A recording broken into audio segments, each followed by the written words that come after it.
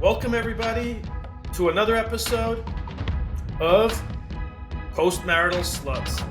Your host, Serkan from Central Jersey. Again, welcome to the show that explores the intricate web of human relationships. In today's episode, we're diving headfirst into a dark and edgy topic. It's one of my favorite words, gaslighting. It's a manipulative and psychologically harmful tactic that can leave lasting scars on a person's mental and emotional well-being. I mean, everybody I know and everybody you know has used this method, if they meant to or not. It's just a disgusting thing to do to somebody. And like I said, when when you're not accountable for yourself, it's something you just dish back at somebody else. Let's break it down now for you. What is gaslighting? Gaslighting is when someone, often a partner or a friend, manipulates another person into doubting their own reality, their perception, their sanity. It's a form of emotional abuse that's deeply troubling. I mean, I cannot explain to you how much damage you could do to a partner by gaslighting them.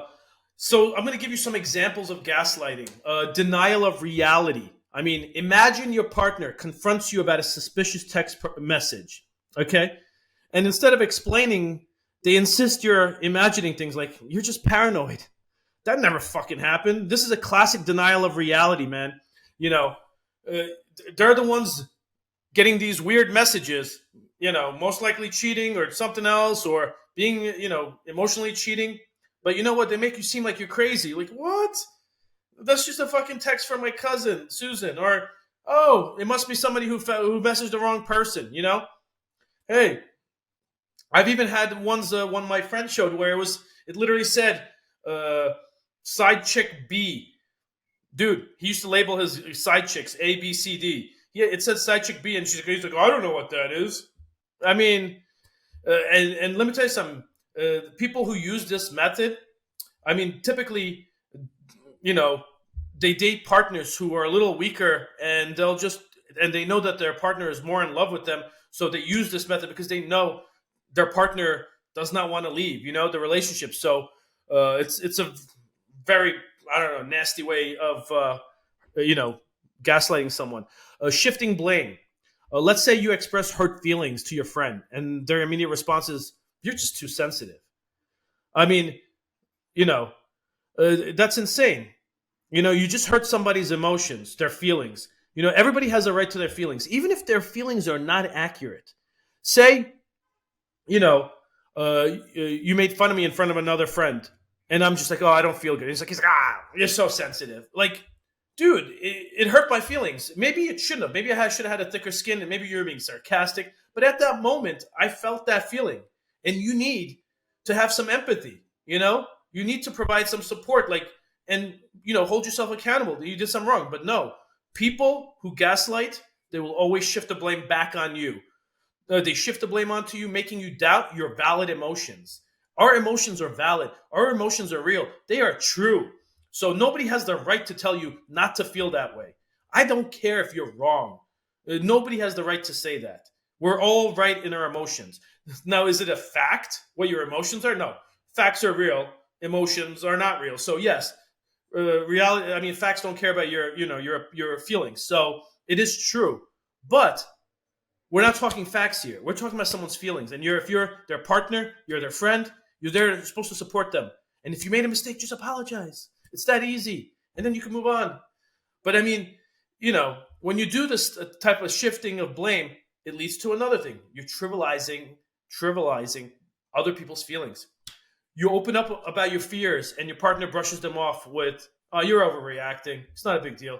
I mean, I know I've made the mistake once. I had an ex-girlfriend who was deadly scared of spiders. And I was like, it's just a spider. I mean, but I didn't realize how much that hurt her, because one time there was a spider. She was scared to come to me because I trivialized her feelings. I was like, oh, your feelings are shit. They don't mean nothing to me. Oh, you're scared of them? Oh. And then, when you minimize, this makes you question the significance of your own emotions. So you're just like, whoa, maybe I shouldn't feel that way. Look, your partner's sharing something with you, their feelings. You need to acknowledge them. You need to, support them in this, in that time of fear or whatever they're feeling, sadness. You know, I've had, I mean, I'll tell you this again, I love animals, but I'm not, crazy about them. Knew somebody, they were trying, crying about their parrot dying. And I'm just like laughing inside, and it's fine. You can laugh inside. But the second I told them, I was just an animal. I mean, I remember them breaking down even worse and just being upset and just, they didn't even talk to me for a month. This was in my teens, and I realized I'm like, it's their feelings. It may be silly to you, but, who are you to judge somebody else's feelings? And this is what gaslighting is about. It's about someone, taking someone's feelings and making them feel bad about the way they feel. You should never make somebody feel bad about the way they feel. Also, gaslighting creates doubt. A person might say, I never said that. You must be remembering it wrong. This erodes your trust in your own memory and understanding. So just imagine, you're like, don't you remember last week you told me we were going to go out to dinner? And you're like, no, I don't remember saying that to you. No, I never promised that. Like you're just messing with someone's mind. And that's what gaslighting does. You mess with someone's mind. And that's why it's such a toxic trait. It's such a toxic thing to do to somebody. I mean, I'm sorry. This is one of the most evil things you can do to somebody is like just mess with their mind, withholding information. I'm not lying. I just omitted something. I mean, I have friends who've said that. I mean, I technically didn't lie to you. I just didn't tell you. I'm like a month later, I find out like something that was like a secret, like they were dating someone or they were broken up or I don't know, they had like something happened in their life. And, I'm thinking I'm a close friend to them. And then a month later, I find out, I didn't lie to you. I'm like, dude, I was asking you what you were doing this weekend. And, you could have told me, I went to a wake. I was struggling and suffering, emotionally, et cetera, et cetera. Could be anything. But, withholding information is a form of lying. I don't care which way you cut it. You're a liar. It's not lying because I omitted it, So again, like if your friend keeps important details from you and then acts surprised when you find out, you should have known. They're using gaslighting to control the narrative, gaslighting is a way of controlling someone. And it's again, let me tell you a short story about it. In a dimly lit city, Mark had been dating Lisa for several months. At first, everything was wonderful. Mark had never felt so alive and loved. But as time passed, Lisa's behavior started to change. Change is something to watch out for. So Mark was like, Lisa, where were you last night? I called you and you didn't pick up. And then, of course, Lisa responded, you're too clingy, Mark. You're always overthinking things. I was just with friends. You should trust me. Lisa's responses were cryptic and left Mark in a constant state of anxiety and doubt. I mean, this is what it does. It leaves your partner always doubting themselves. And not only are they not comfortable in their relationship, now they're not comfortable with themselves, It's and then, Mark was like, I could have sworn you told me you were working late last night. Lisa's like, Mark, you must be confused. I never said that. You're so forgetful. Mark now is like, his trust in his own memories and perception is like crumbling. He's like, am I paranoid? Am I being overly sensitive? You know what I mean? It's just, I can't explain it, but it's just like, I hope you're getting what I'm saying. It's just, you're messing with someone's mind. Dude, you don't need to gaslight someone. If you really need to treat someone like this, just freaking go leave the relationship. Don't do this to someone. Don't damage them for life. Gaslighting is one of the worst traits. And I won't stop repeating it. I'll be a broken record. I'll freaking repeat it all the time. So then Mark's like, I guess I'm overreacting. Sorry for doubting you, Lisa. Lisa's manipulation is working, she's casting a doubt on him and it helps her what? Get away with whatever she wants to, whatever, relationship, bad behavior she has, she can commit because she's now in control and she realizes that. I'm telling you, like people think like, physical abuse is bad. Dude, this is the worst form of abuse. This is verbal abuse and this is abuse like emotionally. This is abuse, like you get to the core of someone, you destroy them.